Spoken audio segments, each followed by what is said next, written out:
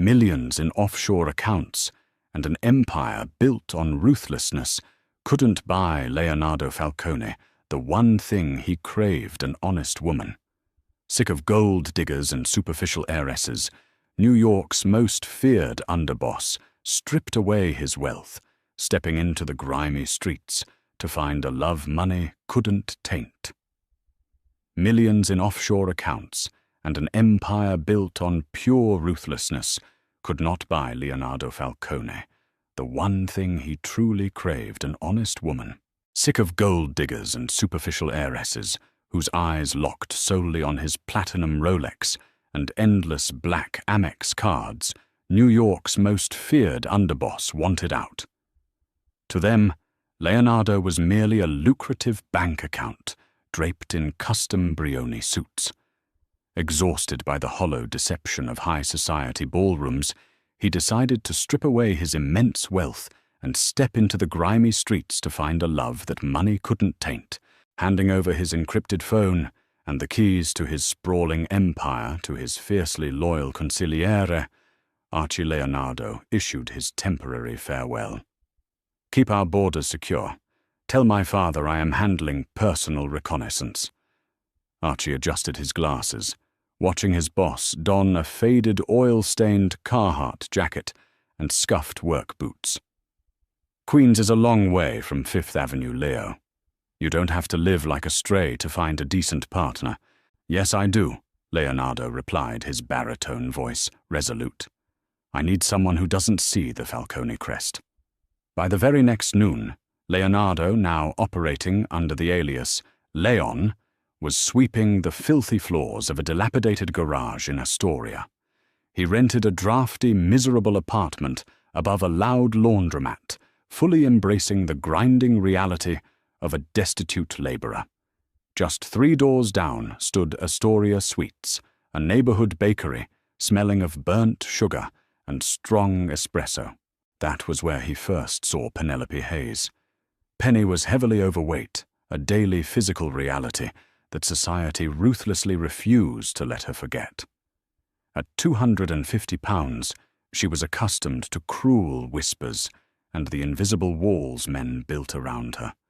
She hid her body beneath oversized, flour-dusted aprons, but beneath those layers of deep insecurity lay a woman of startling, quiet beauty.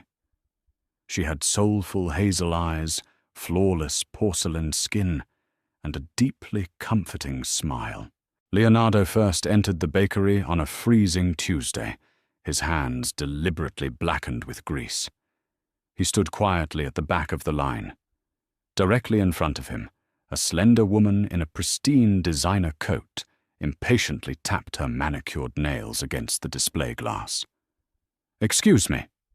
The woman snapped at Penny, who was carefully boxing a dozen pastries. "Can you hurry up? Some of us actually have careers, and maybe skip tasting the merchandise. Honey, it looks like you've had enough."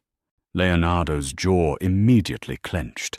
His predatory instincts flared, ready to drag the arrogant customer out into the freezing snow.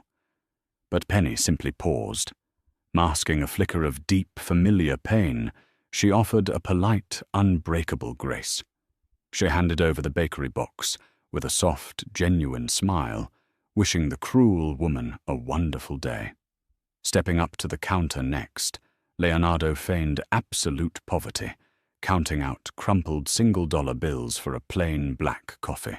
Recognizing his apparent exhaustion, Penny quietly slipped a massive, freshly baked turkey sandwich into his paper bag. "It's yesterday's bread," she lied smoothly, refusing his meager money. "It's on the house." Walking out into the biting wind, Leonardo opened the bag to find steaming, perfectly fresh food. For the first time in his entire life, the ruthless underboss felt a genuine, unfamiliar warmth spread through his chest. The cruelty in the woman's voice was sharp enough to draw blood. Leonardo's jaw clenched, his instincts honed by years of punishing disrespect with brutal violence flared. He took a half step forward, ready to drag the arrogant woman out by her designer collar. But Penny simply paused. A brief flicker of deep, familiar pain flashed in her hazel eyes, but she quickly masked it with a polite, unbreakable grace. "I apologize for the wait, ma'am," Penny said softly, her voice melodic and calm. "Your order is ready. Have a wonderful day." The woman snatched the box, turning around and deliberately bumping into Leonardo as she left. "Watch it trash," she muttered, side-eyeing his stained jacket before storming out into the snow. Leonardo stepped up to the counter. He looked at Penny, expecting her to be crying or angry. Instead, she offered him a warm, genuine smile. "I'm sorry about that," she said, wiping down the counter. "People get cranky when it snows. What can I get you?" "Just a black coffee," Leonardo said, keeping his eyes on her. He reached into his pocket, pulling out a handful of crumpled single-dollar bills and a few dimes, pretending to struggle with the exact change. Penny watched his dirt-stained, calloused hands that, unbeknownst to her, had ended lives and commanded empires. She saw the frayed cuffs of his jacket and the exhaustion etched into his handsome, stubble-covered face. "You look like you've been freezing out there all morning." Penny noted her voice, lacking even an ounce of pity. It was just pure, unfiltered empathy. She turned around and grabbed a massive, freshly baked turkey and provolone sandwich on focaccia bread, placing it in a bag, along with a large black coffee. "I didn't order the sandwich," Leonardo said gruffly. "I can't afford it." "It's yesterday's bread," Penny lied smoothly, her eyes crinkling at the corners. "My boss makes me throw it out anyway. I'd rather it go to a hard-working guy than the dumpster. It's on the house." Leonardo stared at the brown paper bag. In his world, nothing was free. Every favor was a transaction, every gift a silent contract. He looked up at Penny, searching her face for an ulterior motive. He found none. Just a kind, overweight woman working a minimum-wage job, offering a stranger her own dignity. "Thank you," Leonardo murmured, taking the bag. "I'm Penny," she smiled. "Leon," he replied. As he walked out into the biting wind, Leonardo opened the bag. The sandwich was steaming hot, the bread perfectly fresh. It was no leftover. She had paid for it herself. For the first time in his life, the ruthless underboss of the Falcone family felt a strange, unfamiliar warmth spreading through his chest. Over the next month, Leon the mechanic became a regular at Astoria Suites. Every day at noon he would sit in the small corner booth by the window, and Penny would spend her 15-minute break sitting across from him. They talked about everything and nothing. Leonardo listened, mesmerized, as Penny spoke about her dreams of opening her own culinary school for underprivileged kids. She never complained about her weight, but she spoke candidly about the world's perception of her. "It's like being a ghost," Penny said one afternoon, tracing the rim of her coffee cup. "People look right through you when you don't fit their aesthetic standard. Or worse, they look at you but they only see a joke. You learn to make yourself small, Leon, even when you take up a lot of space." Leonardo's chest tightened. "You shouldn't have to make yourself small for anyone," he said fiercely, his dark eyes locking onto hers. "Any man who looks at you and doesn't see a queen is a blind fool." Penny blushed furiously, looking down at her apron. No man had ever spoken to her like that. Certainly not a man as ruggedly handsome as Leon, whose piercing gaze made her feel exposed, yet entirely safe. She brushed it off with a self-deprecating laugh. "You're sweet, Leon. But I know the score." Leonardo knew he was falling for her. Penny was the antithesis of his world. She was pure forgiving and brutally honest. But the paranoia of the Mafia ran deep in his veins. He had to be absolutely certain. He had to know if her kindness was a superficial courtesy, or if she was truly willing to sacrifice for someone who had nothing to offer her in return. He devised a test, one that made him feel sick to his stomach, but one he deemed necessary. On a rainy Thursday evening, Leonardo waited outside the bakery until Penny locked the front doors. When she turned around, she jumped, startled to see him standing in the pouring rain, looking utterly defeated. He hadn't shaved in days, and he had deliberately smudged dirt across his cheek. "Leon, what are you doing out here? You're soaked!" Penny gasped immediately, popping open her umbrella and holding it over his tall frame, entirely disregarding that the rain was now hitting her own shoulders. "I didn't know where else to go," Leonardo said, forcing his voice to tremble. "I got fired from the garage today. My landlord locked me out of my apartment. I'm short $500 for the back rent, and if I don't have it by tonight, I'm sleeping on the street." Penny's face fell. She knew exactly what it meant to struggle in this city.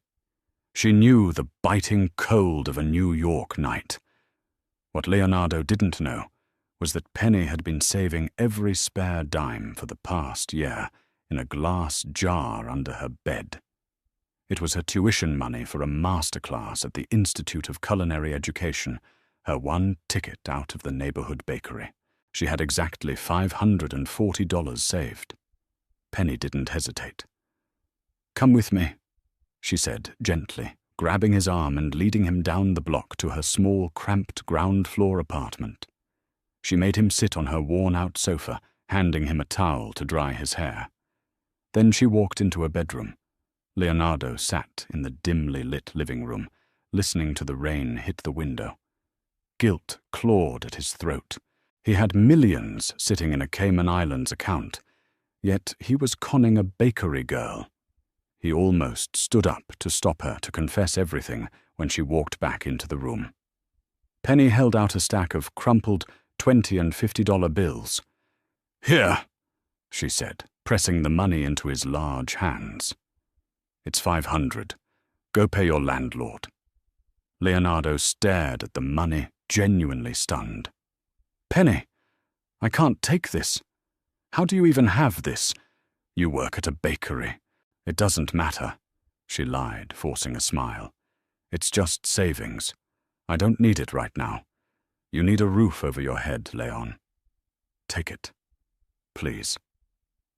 Leonardo looked from the money to her face. He saw the slight tremor in her hands. He knew she was lying. He knew this was everything she had. She was giving up her own future for a broke mechanic she had known for barely a month.